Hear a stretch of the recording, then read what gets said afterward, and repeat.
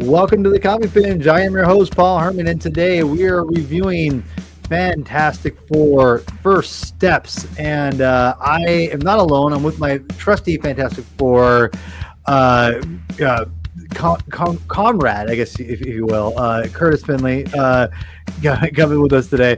But before we get dive too deep into everything, please go into, if you haven't already, go subscribe to the Comic Binge. It only makes sense for you all to do that, though, because if you love comics, we want to subscribe. We talk about comics. We're going to review Fantastic Four First Steps.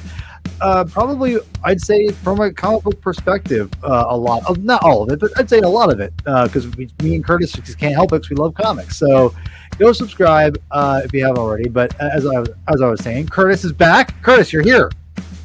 I'm here. Whoa! How did I get here? How did you get here? We live on the same coast. We don't live that far away. We live far, but not that far away. So we'll have to have a meetup some point, So that would be nice. Yeah, hey, what's really your cool. Twitter? What's your Twitter handle? I'm just trying to let my followers know on Twitter what they sure. should be watching. Binge, it's either Binge Comic or on Twitter, or X, formerly Twitter, if you're wondering. It's under Binge Comic, or if you want to do. There you are. Yeah, Perfect. You found it. Cool. Yeah, I got it. While he's doing that, let everyone know, Curtis and I have gone through 2 major runs of the FF that aren't even I say major, but they're not like the runs, which I still think is probably Lee and Kirby and then Byrne. To me, it goes in that order. Maybe even Byrne more. I don't know. I think Byrne's incredible. Which maybe one day me and Curtis can do a mega deep dive into that, and if we ever feel obliged to. But anyway, I digress. But if you look at the previous episodes, Curtis and I had gone through the Tom DeFalco and Paul Ryan era, and then we also do the Mark Miller and the Brian Hitch era. And I think those episodes are great. We do a massive deep dive into those. So if you're interested in Fantastic Four comics, definitely check those episodes out. They're a lot of fun. We try not to spoil everything. And then next month, we're going to try to do Curtis's pick, which was the JMS run, James Michael Straczynski run of Fantastic Four, which I'm just going to spoil it right here for you, Curtis. Took me by surprise a little bit. Okay. It took me by surprise in a good way. So I've already read the Civil War era stuff, or the Civil War tie-in issues already previously. So revisiting those was interesting. So anyway, we'll save that for next week, next episode we do together, which will be next month sometime. But yes, so Curtis obviously is on the Epic Marvel podcast. He runs that. He has some great episodes. Some of your old interviews are great. You do some great interviews on there, by the way. I remember you interviewed Tom DeFalco on there, I think, right? Well, I've had Tom DeFalco on a few times, and talking about. Did we talk about Fantastic Four? I'm pretty sure we did. Thor. And, yeah, it was Thor too, right? Oh, Thor! Yeah. He's done so much over the years. But he's a great guy to talk to because he's got some funny stories, and he's generally an entertaining guy. But yeah, I mean, I haven't done a creator interview in a long time. I've just been too busy to deal with that side of things. Hey, Batman, nice to see you. Batman is a regular viewer over on my channel. Hi, Batman. So it's nice to see you here. That's great. Yes. Garrison had a baby. Yeah, Garrison, old buddies with his dad, became buddies with him, and he's a big Fantastic Four fan. He's looking forward to this. And then, we was very excited about what's going on this summer. This has been a great summer. I ain't gonna lie. I mean, I love Superman. I love Fantastic Four. So, I mean, what about you? What do you think? Yeah, I mean, there have been so many movies that I've really enjoyed, including Jurassic Park, Thunderbolts, and How to Train Your Dragon was incredible. Really? Okay. Yeah. Oh man, that one was so good. And even on Netflix, I watched with my kids. Watched K-pop Demon Hunters, and that was really great. Dude, it is. And not only that, my daughter she's watching it today again. I was like, I told my wife, I'm like, man, she really likes this movie. She's like, it's really good. I'm like, well, yeah, I mean, it is good, but it's just it's weird that she keeps watching it. But yeah, Hey, I'm sure we were like that when we were kids. You'd pick a movie and you watch it over and over and over again. yeah, I know. But Curtis, I want her to connect with my movies and my stuff. You know, I know. No, I think it's awesome. I think K-pop Demon Hunters is actually it's ridiculous how good that movie was. So, but yeah, are your kids big fans of that movie too? Yeah, so I watched it with my kids, and both my daughter and my son both like it. My son is 13, and he knows all the song lyrics and gives me all these interesting trivia facts because he says his YouTube Shorts algorithm is now filled with K-pop Demon Hunters stuff. It's legit. That's the same animated group that do Into the Spider-Verse. That's what it looks like. Yeah, anyway. Sony ImageWorks. That's right. Yeah, and you can tell it has a very similar aesthetic to it. Really well done. Yeah, you know, it's one of those things where I love that animation style so much, and it's just like seeing it is awesome. So yeah, you know, and and Spidey dude, I got your text. Maybe I've got a strict schedule with me and Curtis here, so I apologize, but we'll see what happens. Okay, so Curtis, you just really quick, I want to get your quick thoughts on Superman. Oh wow, okay. Quick. I loved it. Excellent. I thought it was so much fun. I really liked the take on the character. I liked the all of the action. I liked that he wasn't invincible. I know a lot of people didn't like that he was invincible and that he needed help or saving or whatever, but I thought that it worked well in the places that it did. It showed him being unstoppable when it needed to, and just I know part of this movie is to jumpstart and build up a shared universe where he's collaborating with other heroes. So if he can do everything by himself and doesn't need to collaborate, then what's the point? What's the point? So, yeah, exactly. So Good I'm point. glad that they were able to show that off. Crypto was awesome. Supergirl is awesome. Green Lantern was so good, and I think that my favorite was Mr. Terrific. He was so amazing too. Oh, Metamorpho. I mean, all of the characters were Yeah. so well done in that movie. I thought it was And just really quickly, I'm not sure have you read any of the Jeff Johns Goyer JSA run? Have you read any of that?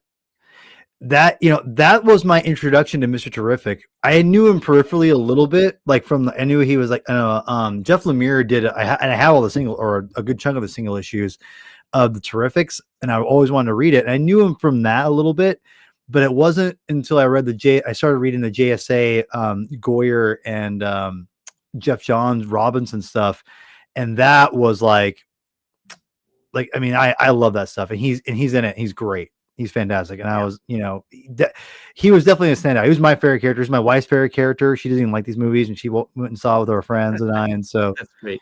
I would say this is probably, absolutely agree. I loved it. It's not perfect by any means, but I loved it. So and there's no comic book movie that is perfect. So they take liberties with the source material, and like CGI is not perfect. There's always suspect CGI and everything, and when you're cramming so much, maybe the pacing's off here and there. But I still totally enjoyed myself going through it. It was fun. It was just a fun movie. Yeah, amen. And speaking of fun movies, this one we're about to talk about, which I'm very excited because there are certain Marvel films and certain things that I know that Superman, I know Superman decently, but like Chris, my buddies Javi, they're the Superman guys, right? I'm the Marvel zombie. Like I grew up reading Spider-Man, Fantastic Four, X-Men interchangeably, like just all over the place for 8 years. And as Curtis, that with my knowledge, that's legit. Like I love the era of stuff, 90s. Absolutely. And so the thing is like I posted a video. I should have grabbed it and posted it right here, but I posted a video of me going listen, it's a short video. If you're watching on YouTube now, everyone, you can go watch it. It's crazy because I want to show people that I'm so excited for this movie, Fantastic Four.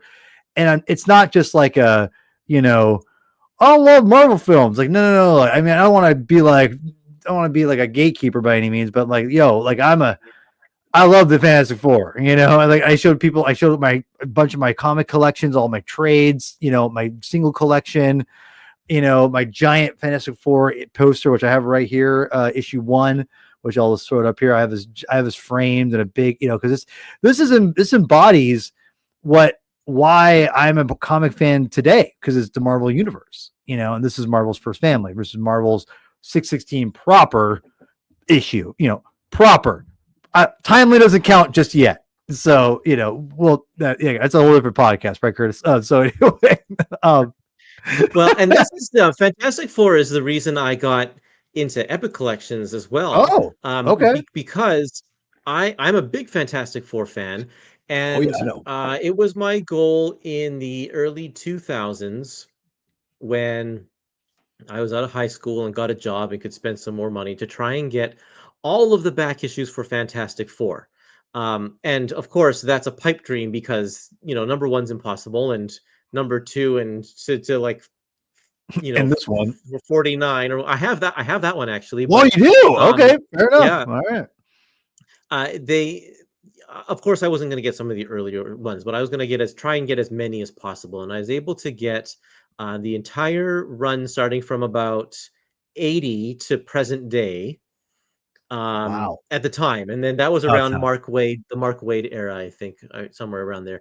And then and a smattering of issues before that, from between, I think my earliest Fantastic Four issue I have is number 8, the first appearance of the Puppet Master. Oh, okay. Or he's on the cover and he's using his Fantastic Four as marionettes. So I have that one, and I have a smattering of them between that and issue 80, and then after that, all of them onward.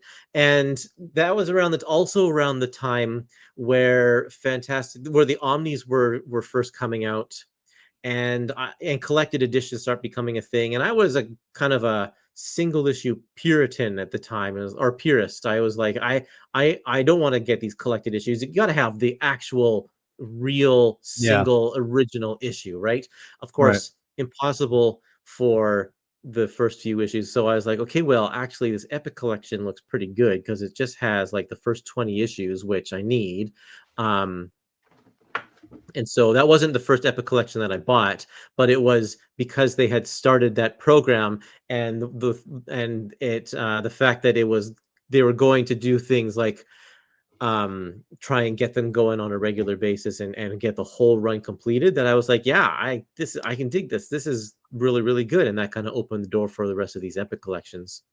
And now I don't buy single issues at all. I just buy collected editions. I love both, and I mean I'm sure you do too. But it's for sure. You have to basically, if you're like me and you commit to you don't commit to one, you just get lost very easily as far as like what you want to do. And I'm kind of in that phase right now. I'm like, do I just go digital? I'm doing singles of the series I want to collect, like Spider-Man. I'm clicking ASM still, and like I'm clicking like Geiger and that the unnamed universes I'm really into. And Moon Knight, the current McCabe Moon Knight stuff has been fantastic. So I've been keeping up on that. But yeah, now I'm like, how much do I really want to invest in even in the trades at this point? Because I'm like, whatever. Right. I digress. Fantastic Four. See, Curtis, this is what happens. This is what always happens. So anyway, dude, you're not wrong. True. Batman, you're not wrong. Because I started back in 2020 when my daughter was born, and I haven't like gone crazy, but I definitely keep up on like certain epics. Like I'm clicking on the Amazing Spider-Man epics now that I don't have in Omnibus, which is starting to really irritate me. But again, I see I'm getting off on a tangent again. All right, so I'm stopping. Okay, so as we said, me and Curtis are big Fantastic Four fans. We love the comics, et cetera, et cetera. So yeah, you still buy Savage Dragon? All right. Good. I need to read that again one day. It's a whole different podcast. Which again, maybe I'll have you and Rob on again. But Rob will joke it's 2027 when I'll get him on again. So anyway, Rob, I love you. So okay, so quick rapid fire thing for our friend here, and I'll chime in too. So we'll go in chronological order. Roger Corman's Fantastic Four. What do you think? What's your take? For what it is, they did a pretty darn good job considering it had a minuscule budget and they were just throwing it together for no reason. Um, eh, it's not a good movie, but it's for what it's worth. It's actually, you know, I couldn't believe that it exists. I will challenge that. I don't think it's a good movie in. You could say it's not a good movie in comparison to movies at the time, you know, but you could also Yeah, say that's true. that, They got the yeah, characters down and such. Yeah. okay. We have Mr. Clow has joined us. He has entered the building. Mr. Clow, hi. What?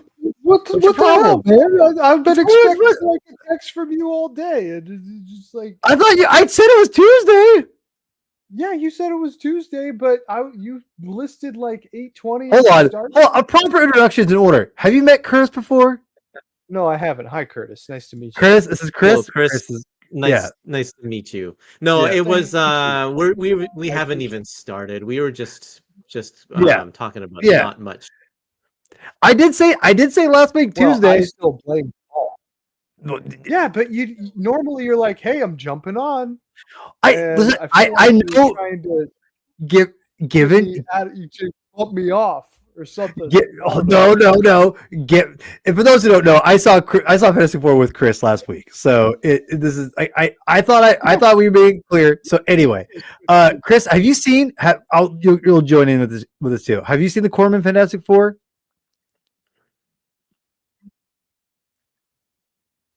No, Only bits and pieces of it. I yeah.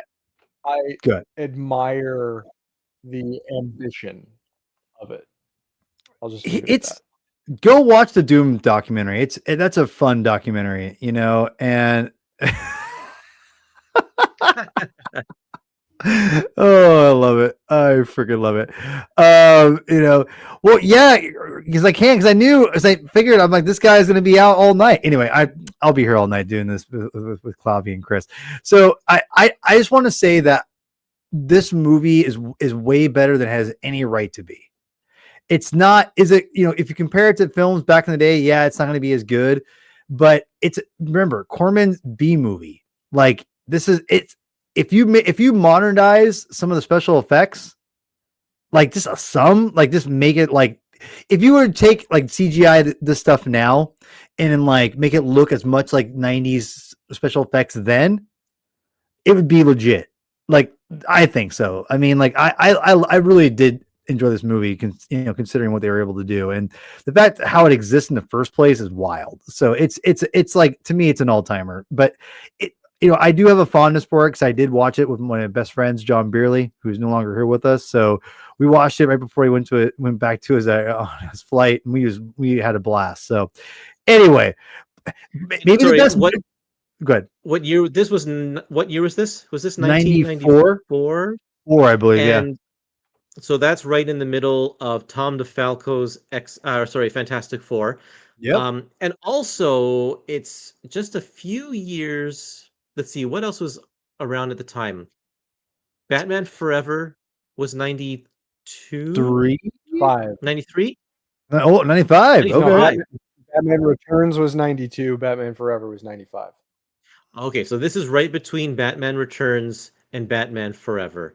And then Blade is just a couple years away at 98. Yeah, you're So right. this really is just like, there was no real standard for these superhero movies at the time. Even the Batman ones were so wildly different from each other. Yeah. And so, the fact that they even attempted it was I know they were doing it just to keep hold of the copyright, but they Wild. they did a pretty decent job for what it is. Yeah, no, yeah. Lois and Clark was about a season deep at this point. What? And let's see, we were 3 years removed from The Flash. running wild. This was the first year that Spider-Man the Animated Series was on the air. Yeah, Right. that Yes. sounds that sounds right. Yeah. By the way, this is wild.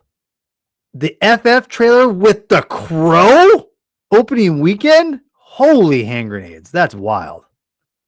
That's wild. I didn't even know that they released the trailer theatrically. Didn't know that. Yeah, I didn't know that either. That's crazy.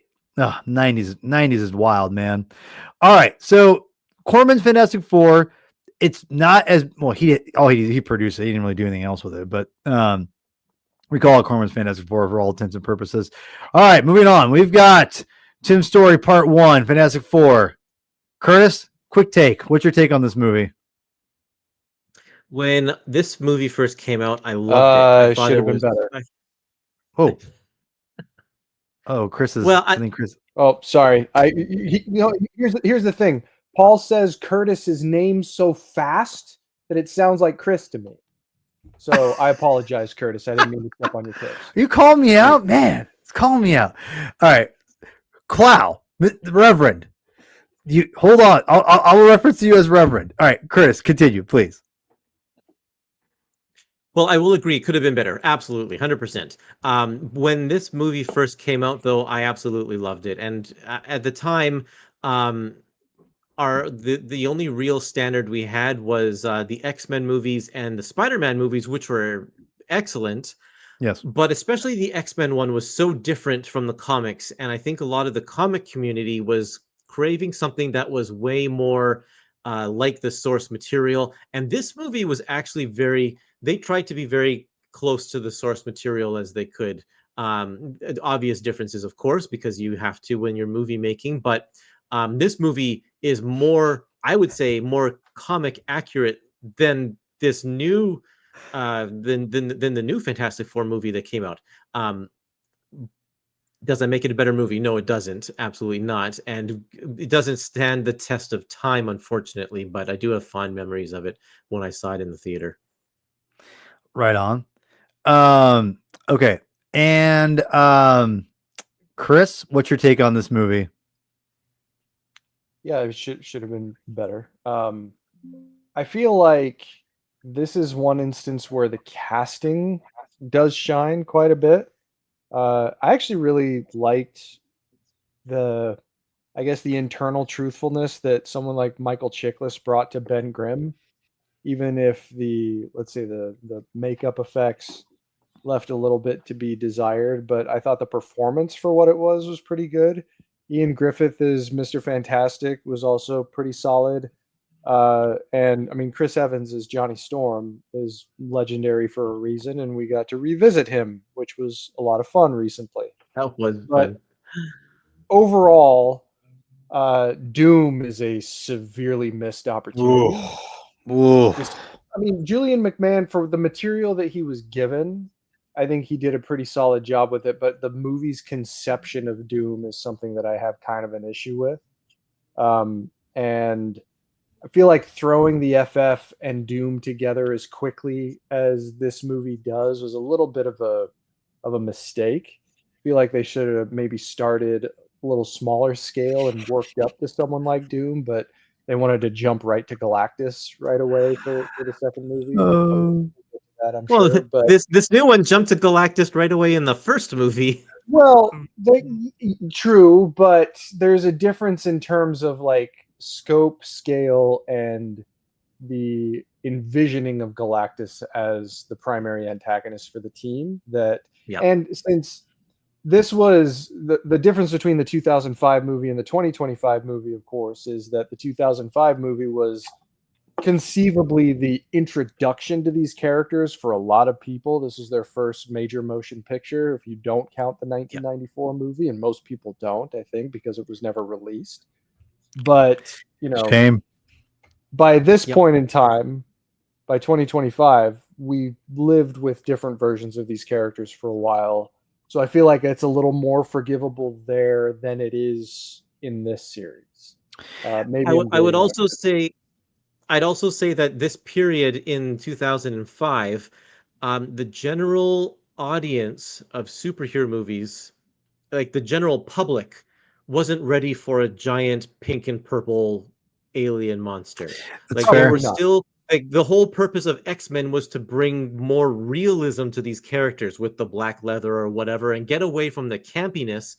And so I think that's what they were trying to do with Doctor Doom as well. Maybe make him not as megalomaniac as he is in the comics or whatever, and bring some more, I don't know, quote unquote realism. And that I think that's why they also didn't do Galactus the Right. classic way in the The second Cloud. movie. Yeah. Yeah, Well, Cloud, Yeah, exactly. yeah. I think that's a fair observation. But another thing that this movie has against it, it's not the movie's fault, is that it came out a few weeks after what is largely considered to be a pretty transformative superhero film. And Spider-Man if 2? someone Batman Begins. Oh, that's right. Wait, Batman Begins this came out after Batman Begins? This was July 8th. Batman Begins was June 15th. Wow. Dude, it's been a minute. That's Wow. and that's a world of difference in terms of movie making. Those two movies, you couldn't be further apart. Yeah. Yeah. Well, Right. and really quick, like when I first saw this movie, I did enjoy it. I thought, well, that was pretty good. But when I rewatched it years ago, it made me almost throw up because it's still not terrible. Both movies aren't bad. The problem with this movie to me is Doctor Doom. Julie McMahon is, rest in peace. And this is not to just, I don't want to be mean for someone who just passed away, but horribly miscast, horribly written. When you have, I remember writing this on Twitter. I said, rewatching it, I'm like, why in the hell is Ben Grimm and a unmasked Doctor Doom having dinner in a diner? Like, this is like, who writes this shit? Like, seriously, it's so bad. Like, yeah. Anyway, so this movie is not terrible. It's not great. But it's definitely not terrible. I think this movie is actually pretty good, mostly because Silver Surfer rips in it. Everything else is pretty meh. But anything time Norrin's on the screen, it's pretty legit in my opinion. But I like it. Thoughts, Curtis? Excuse me. I would have to say that I actually like the first movie better than this one. I remember Okay. being just so bored. I think I've only seen this movie once, and it was in the Wow. theater. And I was not impressed, and so I never went back and revisited it ever. Okay. Clow? I liked this one fine. I thought it was an Yeah. improvement on the first one, Same. mostly just because the characters felt a little closer to the people that I knew, especially Norrin Rad. Like Doug Jones doing the motion capture and Lawrence Fishburne doing the voice is a pretty solid combination for the Silver Surfer. Yeah. And I appreciated that there was a little bit more forward momentum with Reed and Sue's relationship, but it ultimately falls into most of the same traps that the first movie did. I mean, the first movie too, like one of the things that I think actually worked that works against it is that it tried to sort of it tried to throw everything into that first one to set up the status quo for the FF, particularly like wanting to explain the Baxter building and having everybody in the origin story that moves pretty fast and everybody just kind of accepts what they are instead of the more kind of contemplative Fantastic Four stories that I certainly became accustomed to. And then by the time this one comes around, you don't have to worry about the preliminaries at least. But there's also just like this, I think, over reliance on a pop version of comedy that does a disservice to the main quartet. And I found that distracting. That's why when Silver Surfer was on the screen, we got a little bit of a reprieve from that. And in those moments, felt like the movie soared a little bit more. Yeah. But ultimately, it also does try to do way too much. Like, did we need Doom in this one? I don't think we did. But we got him anyway. And I felt like he just didn't really have much to do, especially for who that character is supposed to be. And there's like hints at Latveria, but also not too. It's hit or miss in terms of what it takes from the source. And if it took a little bit more, I think it would have been stronger. All right, one last one, and then we'll make it quick here. We're already running long because I can't shut up, so that's my fault. Curtis. I actually, there were two movies that I the two Marvel movies that I've fallen asleep during. Oh wow. This is one of them, and the other is at the top of that poster there, X-Men: Days of Future Past. No, actually, no. Sorry, it was which is it called just Apocalypse. Apocalypse? Yeah, Apocalypse. Yeah, No, that's the yeah. one. I knew what you were That saying. I knew exact as I can sympathize with that one.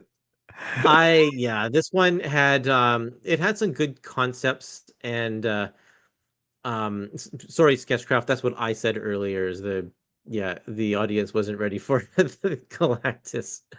But uh honestly, I don't remember much of this movie. I also haven't revisited this one ever. Might not have even seen the whole thing because I fell asleep during it. But um I feel like the characterization was just off on most of these characters. Um, I don't really have anything more to say. I All don't right, remember this movie very much at all. Chris or Reverend. So I feel like this one started strong, and then so it like kind of started to soar. And in the moment, I remember watching it, being like, okay, maybe people were a little too harsh on this.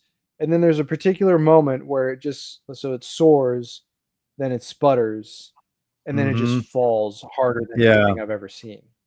It's so extremely lopsided. I feel like the first like maybe 30 or so minutes are actually pretty good, and it takes some liberties that I think were interesting enough to be warranted in the storytelling, but ultimately it just does not come together and turns Yeah. into a absolute mess that is barely worth mentioning.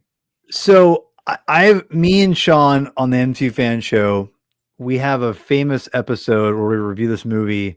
It's like 10 years ago now, God. And we were yelling at each other because I was defending this movie. Because the thing about this movie that first of all, as a Fantastic Four fan, Curtis, I can say that I threw all my ideas of what I love about Fantastic Four out the window immediately. I knew I wasn't going to get that. Instead, I think at the core, and maybe even the trank cut, if you will, because there is a trank cut. There's tons of things in the trailers that aren't in the movie. There's a weird science fiction horror movie in here somewhere. And I think that aspect that we see through the first, I think over half of the movie is really interesting and a really weird I like the weird take on the Fantastic Four. It's when that third act happens that it becomes complete dog crap. And it's like, oh, you can totally see the studio interfered. And I would love to see an actual, train cut of this movie, because I think there is something interesting here. Because like the whole transformation scene is really just almost disturbing in like a creative, artistic way that I thought was interesting. And like the whole different portal, I thought was cool. Like, so there's elements here that I think they're interesting. And I think the first like 2/3 of this movie is actually entertaining enough. And then it just like, what the Reverend said, it was, down the hill. So anyway, I enjoy this more than most people, but I fully admit the third act is not good. It's not Doom good. was totally unnecessary too. Like they did not need him in this, and they tried to shoot him in, and it just didn't work. Yeah, exactly. I think the body horror wasn't explored enough, and I think that's where I'm curious if the trank cut explores more of that, because if you see right when like Ben becomes a thing and they get out, like it's like it jumps like a year or whatever. It's like really weird, like how it jumps, yeah, exactly. So anyway, all right, on to the main topic here at hand, which is Fantastic Four First Steps, which is, I've already reviewed it on the MC Fan Show. I freaking love this movie to death. I know where Chris Cloud, the Reverend, stands. Curtis, I think I know where you stand, but I have no idea. Tell me what you think about this movie. This one gets a 2 thumbs up from me. I absolutely loved it, and I think that there was so many good things going for it. It embodied what I think the Fantastic Four should embody in terms of the relationship together as a family unit, and Galactus was incredible. I like it from just a practical standpoint, using actual real locations to film instead of blue screen or green screens, or those TVs they have in the backgrounds now of movie shoots. And The like, volume. and like the fact that Galactus, the actor, actually had a costume instead of having just his face CG'd onto the character, like that is just incredible. And it made it look impressive. I thought it was really great. Um, yeah, I loved it. I love the 1960s retro futurism. That was so good. The score was amazing. Dude. I had a great time. I loved it. The score is I've listened to it with my daughter a ton, the main theme. It's definitely, I think, on par with Silvestri's Avengers, which I think is saying something. I think that because first of all, you probably don't know this about me, Curtis, but I'm a music person. I play music in bands for many years. I'm not, not like a expert, but I have a big background in music. I know you do too. I despise majority of the scores of the MCU, despite now a few withstanding. Ludwig's Black Panther, fantastic. I love Ludwig Göransson. I think he's a great composer. I think Silvestri's scores his theme is fantastic for Avengers. That's perfect. I don't think anything else stands out in his scores besides the main, but he's solid enough, right? He's solid enough, but the main theme is what you need to nail for Avengers, and he killed it. So that, I would say Avengers is probably the best, or one of the best. But I think Giacchino's Fantastic Four First Steps score and theme is probably the best MCU anything. The theme is chef's kiss, but the whole score is phenomenal. And it's retro, but also futuristic. He balances that whole dynamic of what we thought science fiction, those soundtracks back in the day they emphasize that you hear that those tones, those keyboards, maybe theremins, I don't know what they use, but just on first glance, but it's all there. The theme is just incredible. I think the theme is nuts. Yeah. And I think Best that's what Michael Giacchino's strengths is really memorable themes, and he pulls a lot of the tricks that he used in things like Wall-E, and a lot of his Pixar work, Inside Out, and like those elements all come together to make a really, really good score. He's also, because he's done so much work with Disney, I think he has a really good feel on how we perceive the Disney era to be, like Disney World or Disneyland, the Big Bright Beautiful Tomorrow, and Epcot, and all that kind of stuff. And that the soundtrack with all of those sounds like something you would see in Disney trying to recreate the 60s. Yeah, exactly. Reverend, go ahead and give your piece about this movie, because I know what you think. I think, but you've only seen it once, right? With me? Yeah. Okay. I have an intention to see it at least one more time, probably. But I really liked it. It's certainly felt the most truthful to all of these characters, and that much I really appreciated. The sort of a different direction that they took with the surfer, I think, made sense for what the movie is doing and where the movie absolutely. is but Galactus is clearly extremely well realized, and it's something that I had been hoping to see realized cinematically, and I was not disappointed. The changes that they did make, like they made a few characterization, not even changes as much as like tweaks to Johnny Storm, which I thought worked well for the ensemble, and actually probably made him more likable overall. What do you mean? What? Explain. He's not a womanizer in this movie, like, at all to speak of, and because the previous movies kind of focused, maybe not the 2015 movie so much, but the Chris Evans movies certainly did. Oh yeah. And I mean, that's an element of his characterization from some of his early appearances in the books, but kind of getting away from that, I think, did a lot of favors. And but be up above and beyond all of that, everybody had a really important role to play, so everybody felt well served. And I just the story I found really compelling. It was way more intense movie than I thought it was going to be, Mhm. and I appreciated that. But and it went in a different direction than what I was predicting it would, and that's always a delight when it can swerve you. So yeah, I had a great time watching this movie. I don't know if I had as much. I feel like the Marvel movie that I've most emotionally connected with this year and maybe over the past couple of years was probably Thunderbolts.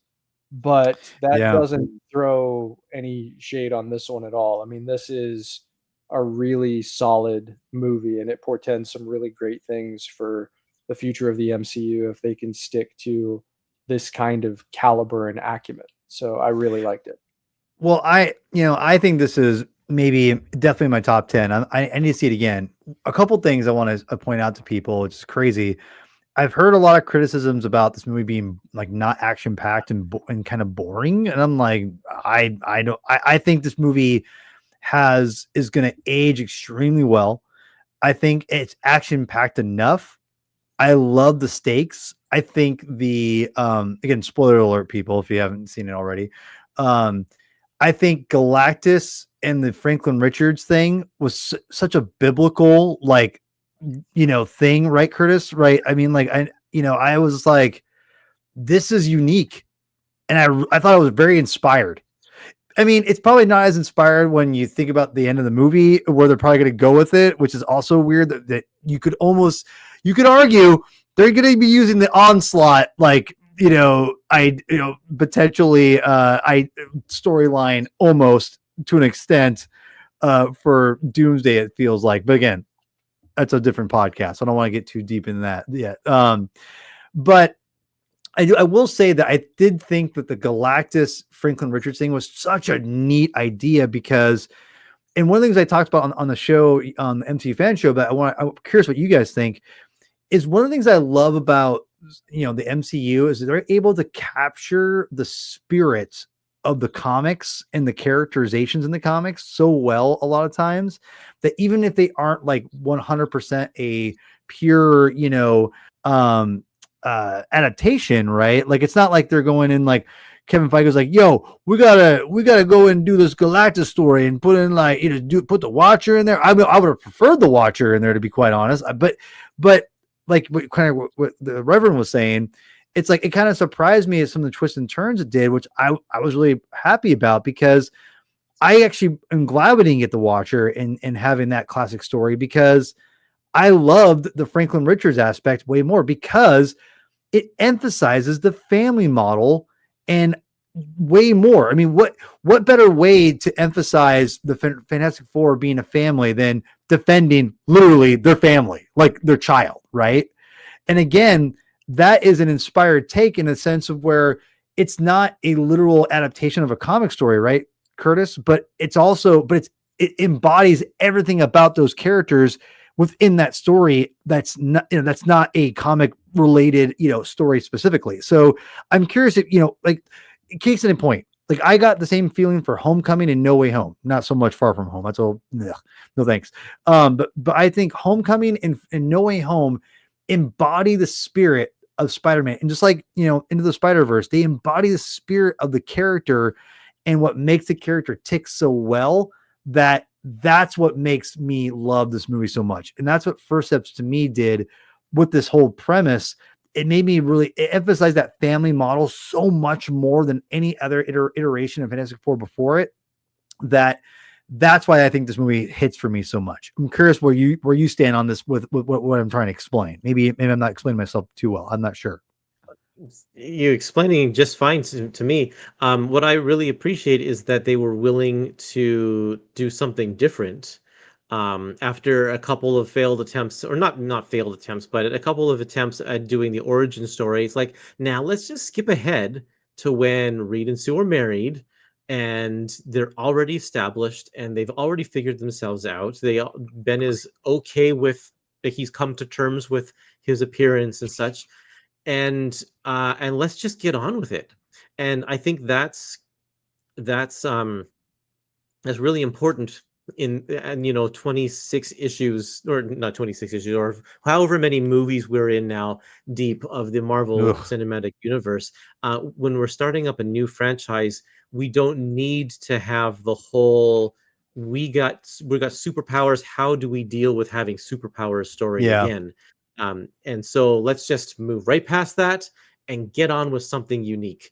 And that was great because um, I think one of the things about the previous movies is that and the Fantastic Four, when they're exploring their powers for the first time, they bicker or argue whose fault is it, and Reed feels bad and all this kind of stuff, and then they can't be the family unit until the very end of the movie when their character arc has come to that point where, okay, now we are a team, a family again. But in this one, they've moved past that, so they are that unit the entire time, and that, I think, is what made this movie really, really great. Yeah. And before I throw it to you, Reverend, and I'll kind of lead you up a little bit with this. I think with Superman is a great example too of, again, a movie I love that gets you right in the middle of everything. And you don't, and it's showing you that people they don't need a lot of like, lead in to, or say, excuse me, they don't need a lot of education necessarily to know, as long as you set them up the right way, they're going to be fine, and Well, these so, characters are all part of the zeitgeist now. So it's yeah, like, yeah, we're gonna do a new Spider-Man movie. We don't need to do the origin story. Even like the Hulk movie didn't need an origin story in it. And this one, also, even though Fantastic Four isn't one of the more well-known characters, yeah, we get it. People go into outer space, or there's an alien or a bug or radioactive whatever, and they get powers. That's all you need to know. Let's move yeah, on. yeah, Well, and exactly. one of the things that you mentioned, Curtis, is something that it's like Matt Shackman and James Gunn were drinking from the same fountain or Yeah. something. Hmm. Because one of the brilliant things that I think Superman did, and something that it's set up for the DCU going forward, is that you realize right up front with that expository text, this world has lived with metahumans for hundreds of years. So when a metahuman shows up, we don't need to do what early MCU did or what Man of Steel tried to do and just like get down and roll around in these existential questions about what it means for gods to walk among us. The movies are finally catching up to a point where the audiences are. We know these characters. We're going to the movies to see them. We want to see them in new kinds of adventures. And it's kind of passe to just focus solely on what the consequences are for the world for these characters to exist. No, Yeah. let's throw Yep. those preliminaries out of the way and jump in media res to a world with superheroes already well established, because in our minds they are. So let's just jump in. And both Superman and First Steps are really good examples of how that benefits your movie, especially when it comes to pacing. So I certainly don't agree with people who thought this movie was boring. It's crazy. I feel like I was watching a different movie. But yeah, I mean, I just thought that it did a really effective job of illustrating who they are really quickly and in a charming way, in something that does call back to Great Big Beautiful Tomorrow and Right Stuff and Apollo 13 in all the right places, and just pushes forward in something that I think the King would have appreciated.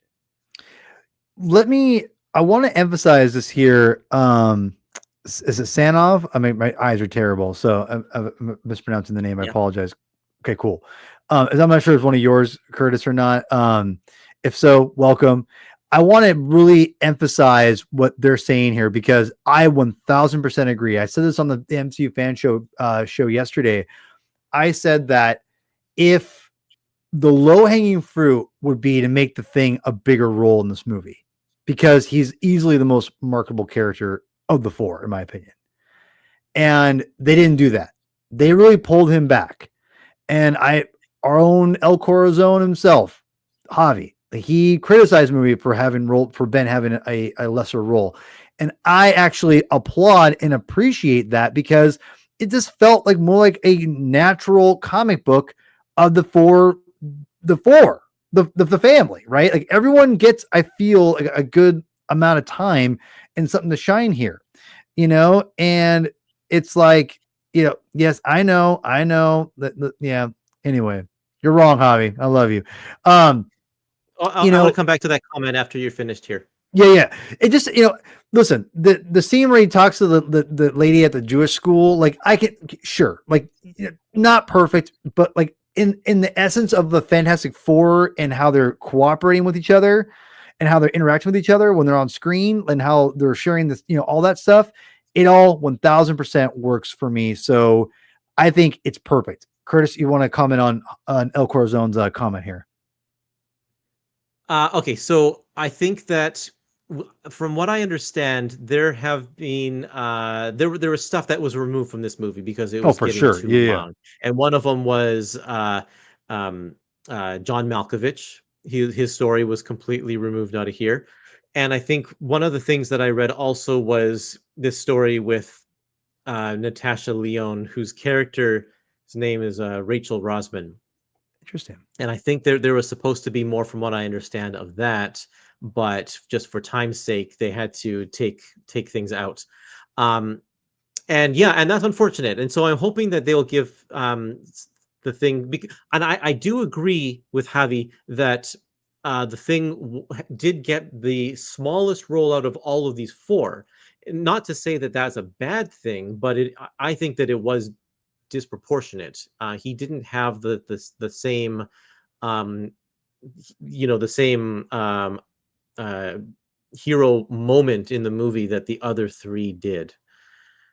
I also want to say that I was reading that the character Rachel Rosman exists not because they wanted to get rid of Alicia, or maybe they did. They want to save her for another movie. But Roz, from the Rosman, Roz is Jack Kirby's wife's name. And so it's always said that that Ben Grimm is a characterization of Jack Kirby himself. So in this sense, in the movie, Jack Kirby and Roz are just kind of meeting up for the first time here. I think that's kind of cool. Yeah, and so and listen, like I just think it was and I'm a big Thing fan, huge Thing fan. I just personally don't think that. I feel like him taking, not being the focal point or being a big part of the story like Johnny was probably the right thing to do. Probably also a money thing as well. I would assume, but there's going to be a next movie, and I would not be shocked if he's a big part of it. So I don't know. I thought it was fine. And again, I'm a huge Thing fan, so just want to throw that out there. I want to ask about the costumes. Curtis, give me your take on the costumes that they chose here. I like them. They're very, very original Kirby-ish. I like kind of the ribbed pattern that they have in there. Yeah. I think that really gives it a retro 60s kind of a feel. I'm not sure exactly why, but it does. They're just practical. They're simple. They're not over designed. It's great. I think it's interesting to see Thing wearing a full jumpsuit, opposed to the last movie where he was wearing nothing at all. But yeah, no, I like them. I thought they were good. I need to mention Unstable Molecules in there somewhere. Yeah, I know that people had mentioned that before. I'm kind of like, yeah, I'm fine with whatever on that one. Yeah. Reverend, what's your take on the costumes? No notes. I think that the thing that might be evocative of the 60s with the lines is that they feel kind of like sweaters. It feels pre-spandex, And yes. Yeah. I think so. Yeah, it's not body armor or anything like that. Right. Yeah. So materially, it has kind of a retro vibe because those are the kinds of things that could hug your body back in the day before before they created other kinds of materials that did a little bit of a better job of that. But no, I mean they're really evocative and have a very classic kind of feel to it, with just a hint of the modernizing that you would expect a 2025 superhero film to have. I'm glad that Ben is in full regalia for the majority of this movie. I think it adds to the look of the overall ensemble. And if it ain't broke, don't fix it. And I feel like these, compared to every other Fantastic Four movie we've seen, including the Corman movie, this doesn't have the costumes get in the way. It feels like a natural extension of the tone of the movie, and I really like them. Yeah, that's a good point.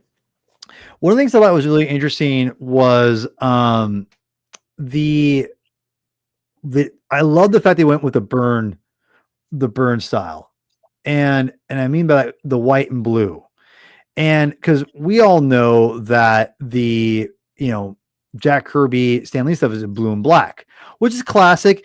And I saw people being like, let's put it like, we see, they put like red renditions of like the black and the blue. And I'm like, the white and the blue is just fits so much better. And it looks fantastic. No pun intended. And I just think that this is the way it should be, in my opinion. Like, I think like intend the pun, Paul. Intend the pun. Yep. Just own it, man.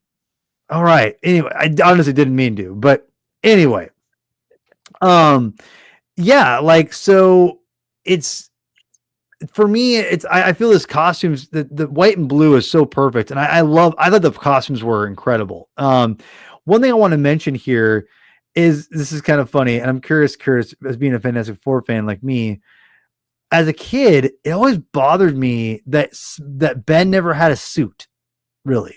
Like, I mean, every once in a while they kind of experimented with like the tank top version, whatever. There's versions out there, but not like he a was full a wrestler. Yeah. But even before, but I'm talking about like when a Fantastic Four costume, like where he has like, he looks just like them. It doesn't really, it happens a little bit, but not really. And it always kind of bothered me. I always wanted that. And then like, it's funny, the movie gives it to us and I'm like, kind of want him shirtless. It's just funny how it goes for a circle that way. You just can't be satisfied. I can't. You cannot make me happy. God damn it. So yeah, I don't know, man.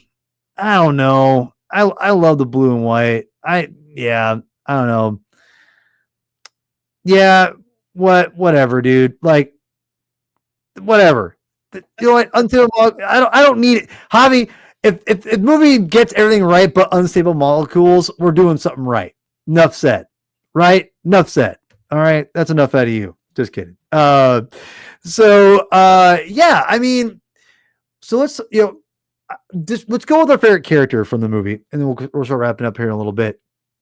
My favorite character, by far, is Vanessa Kirby's Invisible Woman. I thought she was incredible. I thought she was the best actor of the group. I thought she brought her A game on every single scene. And, I think she was great. And I thought, and you'll appreciate this, Curtis, because I was really appreciative of the fact they showed everyone. And not in the like, where everyone's the YouTubers be like, oh, they make women so powerful, blah, blah, blah, all those idiots out there, and like, I avoid this stuff already, but I have not seen it. I'm sure it's out there somewhere with these idiots, but like, I'm sure people are complaining about Invisible Woman's too overpowered. And I want to be all say like, actually, wrong, because this is actually something they got right, because Sue Storm should be like, is easily the most powerful member of the team by far. And we covered this, months ago when I was like, Invisible Woman can like straight up F up Galactus, like, whatever. And so I just want to say, for the record, the end of the movie, when she's like just primal, like screaming, like, going primal, on Galactus and pushes him literally herself into the portal, is such a baller move. And Vanessa Kirby looks just insane with that. Like, she brings it, man. Like, that kind of stuff is hard for actors to pull off and make it look believable. And some people do okay jobs. I thought she was incredible. Fight or And flight, man. Fight or flight. Yeah, word. Like, that's your kid. Like, yeah, you hear about the stories of moms lifting up buses to protect their kids, stuff like that, sure. But in the end, Sue Storm is the most powerful member of the Fantastic Four. And Curtis, I'm curious if you I appreciated that so much to see that on screen and everyone just in beautiful IMAX, by the way, too. I love that part. I love Sue Storm. I love Invisible Woman. I'm curious who your favorite character is, but just before we go into that, I'm curious, did you appreciate that her display of power as much as I did? Yeah, I mean, that was definitely a shining moment of the movie here. I will say, though, that this page that you've picked, she's not harming Galactus, because Galactus says here that he can't be harmed. And so really, sure. Right, yeah. she's got this bolt, but she could have, but it doesn't do anything. The portrayal in the movie actually has her affecting Galactus in a way that this comic doesn't. Now, not to take away Sue in the comics at all, because she is very, very powerful, but yeah, I like that. Who it was interesting, because I saw this with my wife, and she actually did not really care for the portrayal of Sue. Really? Okay. Because yes, she was all powerful at the end, but it's like, well, that's just because she's a superhero movie. Let me, like, what was her other role in this movie? It was being mom, which is the stereotypical woman's role. And I mean, that serviced the story, of course. But then, even before she had the kid, the only thing that she did was answer phones. That's what she noticed. She didn't contribute to the outer space flight or scientific research or anything other than just answering phones. And, maybe that's just because she's the Uhura in the Star Trek type of a movie or whatever. But that's what she she does notice these kind of things. I disagree, because just really quick, because in this movie she definitely is interacting with with Shellabal and kind of figures out like, but despite, because the thing about her, she's a diplomat, right? She connects people. And also the great speech she has at the very end, where she gets people to be on her side. Like, she has things to do, maybe not like, space stuff, but that's not her strength, maybe as far as what she brings to the table. She definitely had things to do. Now, I don't want to take it away from her wife and her criticisms, but I disagree, because I felt like she had a lot to do. And they set that up with the whole diplomat thing with, with her in the UN, whatever it is. So, I mean, yeah. And Mole Man. I mean, like, so I feel like she's definitely way more than that. And I definitely feel like just the drama of the situation they're in. I appreciated like Vanessa's acting ability and be able to portray these emotions very rawly, so that's just me. Yeah. So who's your favorite character of the movie? I think that I like Johnny the best. Yeah. Okay. I think his character, you mentioned it before, he wasn't a womanizer in this one, but it wasn't that he wasn't a womanizer. He was kind of in between. He just wasn't. He wasn't chasing after women. That wasn't the point of this movie. It wasn't the point of the comedy that usually brings. But it wasn't. They didn't say that he also just, like, he clearly said that he liked the naked alien woman or whatever, space woman. But I liked his character arc, because you could see that he was feeling undervalued, underappreciated, and self-conscious at the beginning of the movie. Then he figures out for himself what his strength is, and it's not being on fire, and he knows how to contribute in a way that helps benefit the story. And I really liked that character arc. I also loved the dialogue between him and Ben. I thought their camaraderie was portrayed really well. And this is another thing, Chris, that you said earlier, that 90s pop humor, or whatever, what do you call it, pop comedy or something, that was so prevalent in the early 2000s, in all of those movies, that were just slapstick comedy, where it's like you have two characters that bicker, but it's just all quippy one-liners after another that are designed to make people laugh, and the actors pause afterwards to give the audience a chance to laugh so they don't miss the next line of dialogue. That wasn't this movie at all. The dialogue, I thought, came off so naturally and effortlessly between all of the characters in a subtle way.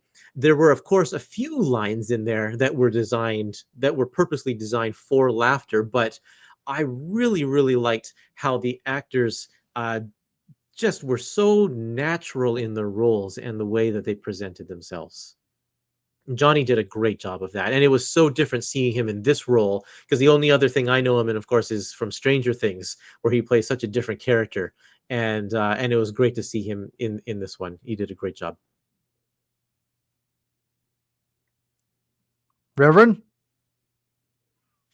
Mine was probably Reed, and I think so. I know Pedro Pascal's getting a lot of work these days, but there's he's a little oversaturated. But that is a problem in my opinion. But not well. I mean, it's No. not really a problem. It's like he's working. I can't blame him for that. But he's working. And why is he working? Because he does a good job, and this was no exception. The thing that I appreciate the most. Oh, I compare him to Johnny Depp from the late 90s, early 2000s.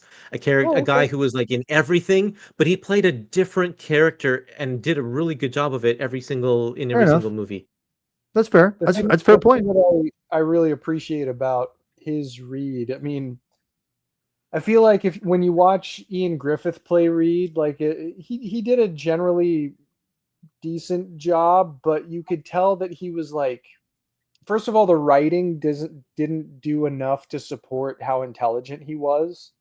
Like it felt like someone of average intelligence trying to write a super intelligent person and what they think a smart person sounds like. And it just didn't feel particularly authentic in my estimation, of course. And Miles Teller's Reed, they just like pushed it in a weird and disconnected direction that just doesn't give a lot of service to the emotional intelligence on top of just like the raw mathematical and scientific intelligence that someone like Reed Richards has.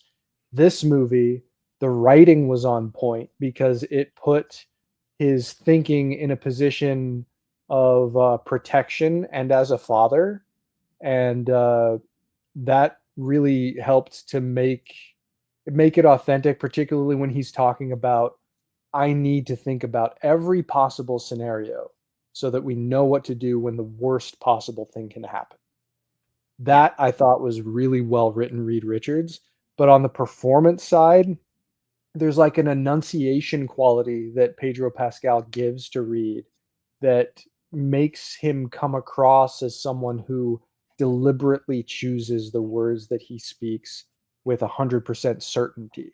You know, even if he puts his foot in his mouth, he still understands that the words that he is choosing to convey will be precise and that people will understand them. And he then goes off and he does things in his own head. And you could see that there's like this moment where he has to translate what's in his head into something to say to the rest of the team. And that is the sign of a well-written and well-performed, super intelligent person. So I thought that there was actually quite a lot of nuance into the way that Pedro Pascal played Reed Richards, and it totally comes across on the writing and in the performance.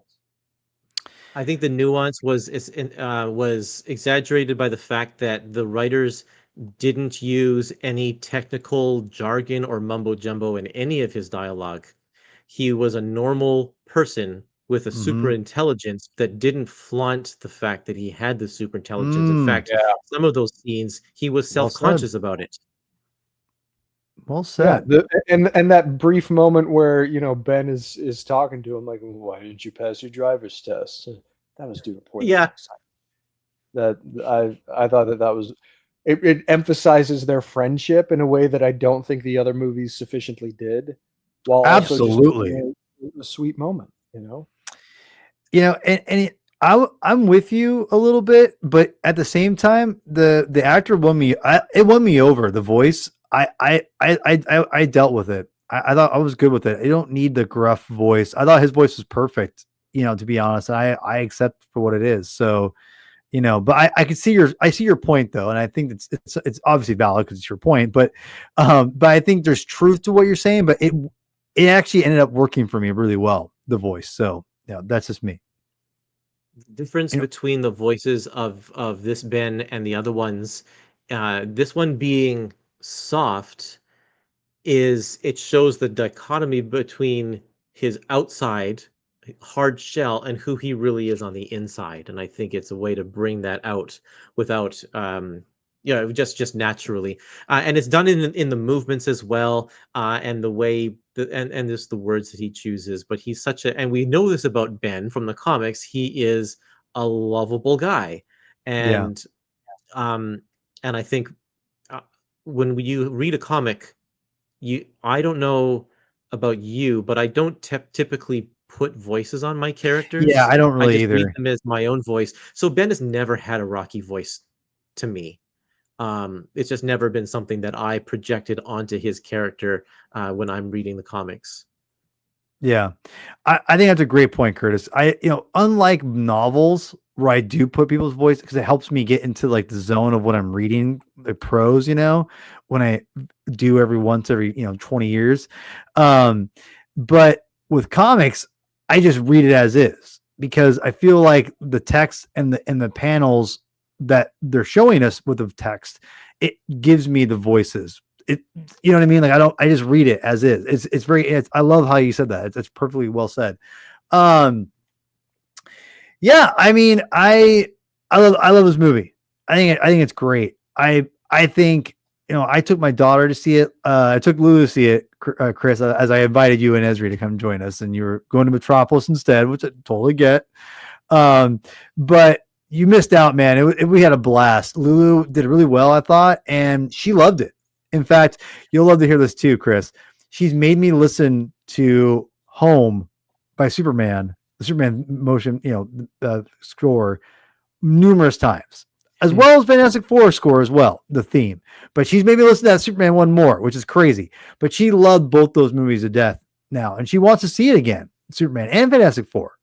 And today we were walking in the with the dogs with my wife, and she was like, "I'm an Invisible Woman," and then like and I go, "I'll be the Thing," and she's like, "Mama, what are you gonna be?" "I'm the only girl though." So it was really funny. But she's into it. I mean, she liked Fantastic Four, which is really rad, and I dude, it's up there for me, man. I don't know yet. It's up there. It's definitely up there, and I need the recency bias to wear off first exactly before I can determine where it's going to place. Okay, speaking of Mole Man, thought I love the Mole Man's characterization here. There's not very much like humor. This is not a James Gunn movie where it's kind of funny, bonkers, and whatever.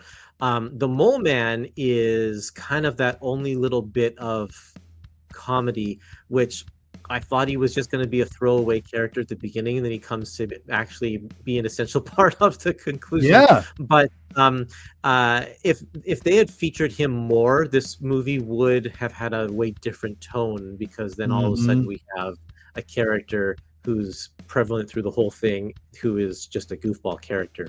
So I'm kind of glad that they sidelined him a little bit to just being in those two little bits.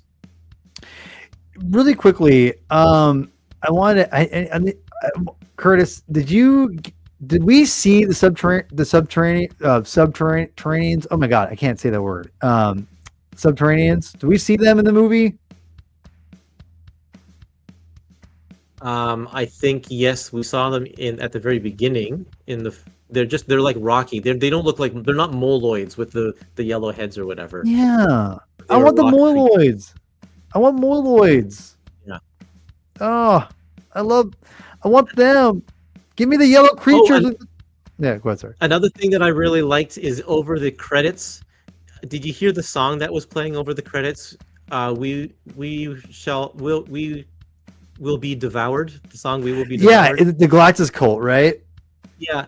And but yeah, from the Galactic School, done in the style of the 1960s folk protest songs, and like we don't see any of that the hippie culture in this retro future Fantastic Four world, except for that one thing. I thought that was pretty funny. Yeah, that was pretty cool. Yeah, I mean, I geeked out when he brought the Mad Thinker. I geeked out obviously when they had the Red Ghost and the Super Apes. You know, obviously, John Malkovich got his whole role is cut out, which it seems like he probably was part of the Mole Man, you know, thing. Which that probably again the director's cut of this movie is going to be very interesting if they ever release it, which I hope they do because I think it's I want to see it. So. Well, I hope they don't, and I hope that they bring John Malkovich back for a larger role in the next movie, because that's an actor who deserves to have some screen time. Agreed. But as a Red Ghost, actually, so has it been confirmed that he is the Red Ghost? Yes. Yeah, it was confirmed because I wanted him to be the Puppet Master. Yeah. Because the only reason is because I have Fantastic Four #8 and I want it to skyrocket in value because he's in a movie. Curtis, your selfishness is well noted. so and buy so many epic collections. Yes, fair enough. So here's the deal. Javi, I'll give it a grade. I'd give it an 8.3. It's pretty damn good. I love this movie to death. I love this movie to death. Reverend, do you have anything you want to add that we missed? You want to wrap up here? No, just if you're reticent or hesitant about going to see the movie, don't be. This Paul and I had a little fun conversation after the credits were rolling about how nervous he was going into this. I didn't have any of that. I was actually pretty confident that this movie would be pretty good. So, when it was just like, yeah, this I expected them to do this because they kind of needed to do this. I think that they recognized the necessity for having to nail the FF, especially considering that it seems like the team's going to be pretty important in the future plans. So, they needed to kind of hit it out of the park. And in those instances where Marvel has needed to step up to the plate, they've done a pretty solid job. So I was happy with it. And it's the best Fantastic Four movie by a not insignificant margin. So, very happy. All right. So, Curtis will return hopefully in the Comic Binge next month with our JMS Fantastic Four binge, which I'm very excited to talk about. Again, took some left turns that I was not expecting on that run. Yeah, exactly. You got what I was saying, Chris. Go ahead and throw it up. Yep. Curtis will return, and so hopefully after that we'll continue our Fantastic Four journey because I had some ideas that he was open to. So hopefully we can keep that going because it's been really fun going back and revisiting these Fantastic Four comics because I love this team and these comics so much that it's cool to find someone who knows as much, if they do know more. Like you do know way more than I do about the Fantastic Four, which is really cool to kind of talk about and go off with someone on. So that's really rad. So hopefully we can get that worked out next month. What else? I know you did a live stream yesterday of like some epics that came out. You got anything else planned going on?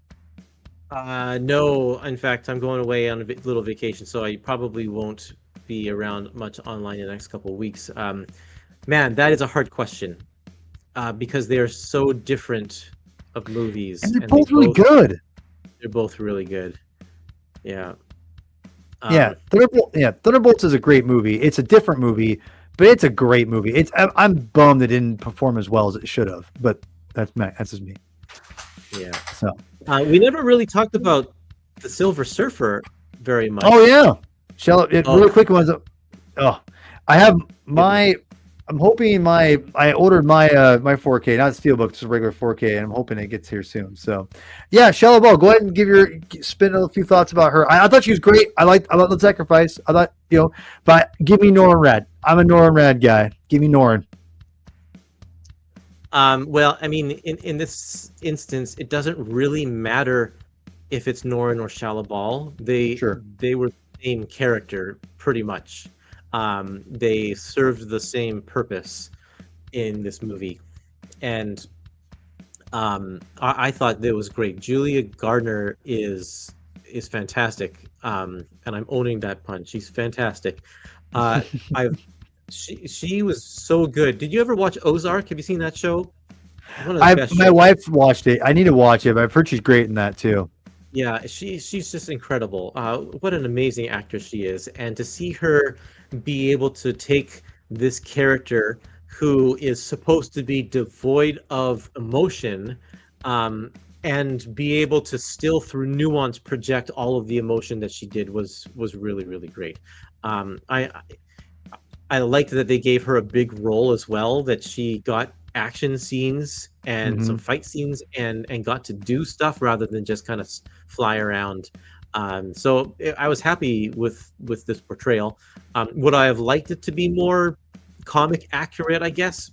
Sure, but it doesn't, in this instance, it didn't matter. Yeah, I agree. She was good. I thought she was great. But again, I'm a Silver Surfer fan, OG. I mean, but she's great. I mean, served her purpose, I think really well. And, like I said, great action scenes and great. I loved her and Johnny's connection so yeah, that was super good. So, but yeah, hopefully Curtis will get you on. It looks like we should be able to hopefully get next month scheduled. And then after that, hopefully we can begin our the OG run, if you will, after that. So sure. we'll see where you're at after that. So, appreciate you coming on, man. I really do. You're awesome. You're always willing. I really appreciate it. This is a blast to have you on the show. So super appreciate it, man. Thank you. I always appreciate the invite, Paul. Absolutely. You always invite on here. You want to come up on, you pitch me a show, you're on. You just let me know. Okay. So that's all you have to do. That's all I have to do. You have your own show, I get, but if you want some, you know what I mean. You know what I'm saying. So anyway, Reverend, I didn't know if you were making it, but I'm glad you're here. Thank you. I did say Tuesday. By the way. I did say Tuesday. Text normally when it's time to jump on, and you did just like crickets. I figured you just needed. I randomly jump on my computer because I haven't updated it in a while. So I was like, I'll update it before showtime, and the show's already live. So what do you want me to do? Oh, I love you. That's all right, friendship over. Yeah. No, never. You're on thin ice. Just saying. You're on thin ice. Read more comics. All right.